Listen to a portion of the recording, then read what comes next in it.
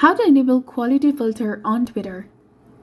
Hello everyone, I hope you're doing well today. So in this video, I'm excited to guide you through the process of enabling the quality filter for your notifications on Twitter. So this feature can help enhance your experience by filtering out the lower quality content. So it's definitely worth setting up. So let's dive into the steps. First of all, you have to open the Twitter application on your mobile device and make sure that you're logged in with your account so that you can get access to all the necessary settings. Once you're in the app, look for the profile icon, which is usually located in the top corner of the screen. Click on it. Now scroll down and go to Settings and Support, then go to Settings and Privacy. Now navigate to the section titled as Notifications.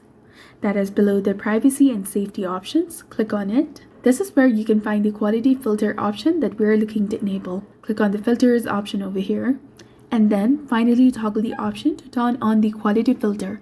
So this simple action will activate the filter, helping you to improve the quality of your notifications as you receive.